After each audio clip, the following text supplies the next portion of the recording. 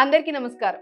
ఓం divine nine channel కి స్వాగతం. రామాయణంలో అరణ్యకాండ, అలాగే మారీచవధ, సీతమ్మ కట్న వ్యాఖ్యలు మీకెవరికైనా తెలుసా? వాటి గురించి నేను ఇప్పుడు వివరిస్తాను. మారీచవధ గురించి మొదటగా తెలుసుకుందాం. మాయలేడి రూపంలో ఉన్న మారీచుడు రాముని ఆశ్రమానికి చాలా దూరంగా తీసుకువెళ్తాడు. చివరకు అది రాక్షస మాయ అని గ్రహించిన రాముడు దీనిని సంహరించాలి అని ఒక బాణంతో ఆ లేడిని కొట్టాడు. ప్రాణాలు వదులుతూ మారీచుడు తన నిజ రూపాన్ని పొంది రావణుడి పథకం ప్రకారం రాముడి గొంతును అనుకరిస్తూ హా సీత, హా లక్ష్మణ అని బిగ్గరగా ఆర్తనాదం చేస్తాడు. సీత లక్ష్మణులు ఇది విని నిజం అనుకోవచ్చు అని శంకిస్తూ నిస్పృహ చెందుతాడు రాముడు. తన హృదయాన్ని ఒక మహాభీతి ఆవరించగా రాముడు ఆతృతగా తన పర్ణశాల వైపు దారితీస్తాడు. సీతమ్మ ఆందోళన అపార్థం. అంతలోనే ఆ ఆర్తనాదం విన్న సీతమ్మ భయకంపితురాలైంది. రాముడికి ఆపద వచ్చిందని వెంటనే వెళ్ళమని లక్ష్మణుణ్ణి తొందర పెడుతుంది.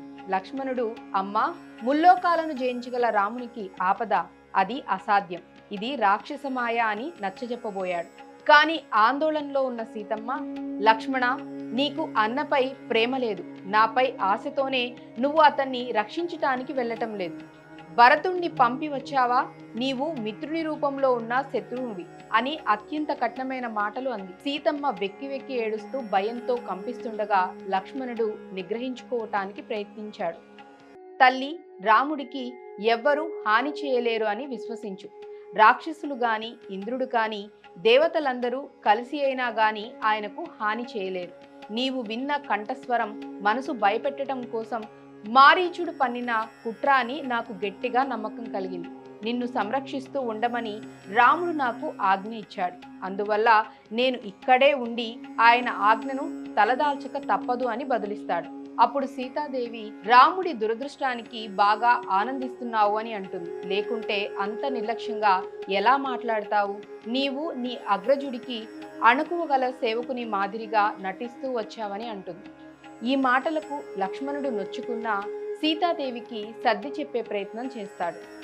లక్ష్మణుని ఆవేదన. తాను కన్న తల్లిలా భావించే వదిన నోటి నుండి అలాంటి మాటలు వచ్చేసరికి లక్ష్మణుడి గుండె పగిలింది. కన్నీళ్లతో చేతులు జోడించి, అమ్మా, నీ మాటలు నా చెవుల్లో వేడి సీసం పోసినట్లుగా ఉంది. ఆడవారికి సహజంగా ఉండే చాపల్యం వల్ల ఇలా మాట్లాడుతున్నావు. నేను అన్నగారి ఆజ్ఞను జవదాటలేను, అలాగని నీ మాటలను భరించలేను. వనదేవతలు నిన్ను రక్షించెదురుగాక అని నమస్కరించి అత్యంత భారమైన హృదయంతో అయిష్టంగానే రాముణ్ణి వెతుక్కుంటూ వెళ్తాడు లక్ష్మణుడు. ఆ తర్వాత రావణుడి ప్రవేశం, అపహరణ. ఇంతలోనే అవకాశం కోసం చూస్తున్న రావణుడు లక్ష్మణస్వామి వెళ్లటం చూసి ఒంటరిగా ఉన్న సీతమ్మ కుటీరం వద్దకు ఒక సన్యాసి వేషంలో వచ్చాడు. భిక్ష కోసం వచ్చిన అతనికి సీతమ్మ ఆతిథ్యం ఇచ్చింది. నా పతి వస్తాడు, వేచి ఉండమని పలికింది. కాని రావణుడు, ఓ నల్లని కన్నుల దానా, వేరొక చోట ఐశ్వర్యంలో తొలుతూగే దానివి నీవు ఇక్కడెందుకున్నావు? నీవు కోటలో అద్వితీయమైన దుస్తులు మరియు రత్న వజ్ర మణి మాణిక్యాలతో అలంకరించబడి అసంఖ్యాకమైన పరిచారికల చేత సేవ చేయించుకోవలసిన దాను. నీవు రుద్రులు లేదా మరుత్తులు లేదు వస్తువుల్లో ఒకరికి భార్యవా? ఓ సుమనోహరి, యోగ్యుడైన భర్తను ఎన్నుకొని ఈ క్రూరమైన కీకారణ్యాన్ని వదిలివేయి అని దుస్సాహసంతో మాట్లాడిన సీతమ్మ అతిథిని అవమానంగా చూడకూడదు అని అతనికి ఆర్ఘ్యం పాద్యం ఇచ్చింది, భోజనం పెట్టింది. తన వివరాలు, ఎవరి కూతురో ఎవరి భార్యని అని చెప్పి దశరథ మహారాజు తన పత్ని యొక్క ప్రేరణ మీద భరతుణ్ణి తన వారసునిగా ప్రతిష్ఠించి రాముణ్ణి 14 సంవత్సరాల పాటు అరణ్యాలకు బహిష్కరించాడు.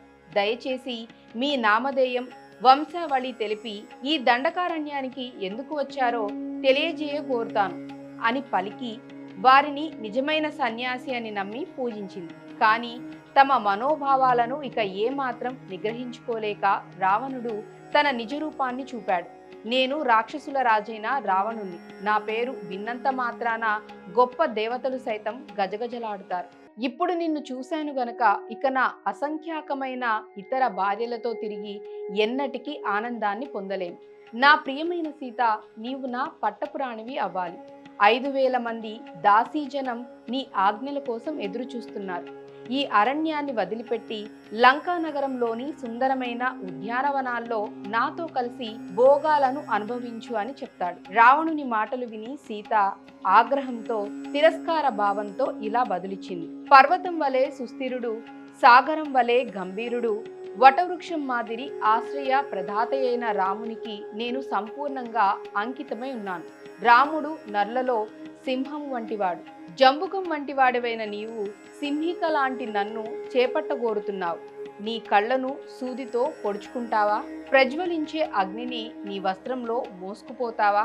నీ మెడకు గుదిబండ కట్టుకొని సముద్రానికి అడ్డంగా ఈదుతావా? మరి రాముని భార్యని తీసుకుపోదామని ఎందుకు సాహసిస్తావు? చివరకు రావణుడు సహనాన్ని పూర్తిగా కోల్పోతాడు. క్రోధావేశంతో 10 తలలు 20 చేతులు వాడి అయిన కోరలు గల భీకర రాక్షసునిగా తన మహోగ్ర రూపాన్ని పొంది ఆమెను బలాత్కారంగా పట్టుకున్నాడు. ఏడుస్తున్న సీతమ్మను తన రథంలోకి ఎక్కించుకొని ఆకాశ మార్గాన లంక వైపు బయలుదేరాడు. దిక్కుతోచని సీత వృక్షాలను, నదిని, పక్షులను, జంతువులను ఎలుగెత్తి పిలిచి తాను అపహరణకు గురైనట్లు రామునికి చెప్పమని వేడుకుంటుంది. సరిగ్గా అదే సమయంలో సీతమ్మ ఆర్తనాదాలు విన్న వృద్ధపక్షి రాజైన జటాయువు రావణుణ్ణి అడ్డుకున్నాడు. మహావీరుడిలా పోరాడి రావణుడి రథాన్ని విల్లుతాడు. కానీ రావణుడు కత్తితో జటాయువు రెక్కలను నరికేయటంతో ఆ మహాపక్షి నేలకొరుగుతుంది. తదనంతరం రావణుడి రథం ఆకాశంలోకి లేవగా సీత ఆభరణాలు తెగిపోయాయి. అతన్ని పదే పదే నిందిస్తూ విడిపించుకోవటానికి ఎంతో ప్రయత్నం చేసింది తల్లి. తన శిరోజాలు గాలికి ఊగులాడుతుండగా తన కుంకుమ తిలకం చెరిగిపోగా తన ముఖం సంతోష విహీనం కాగా సీత ఓ రామ, ఓ లక్ష్మణ అని ఆక్రందించింది. దిక్కుతోచని సీతమ్మ సరిగ్గా అప్పుడే 5 వానర ముఖ్యులు ఒక పర్వతాగ్రాన కూర్చొని ఉండటం చూసింది.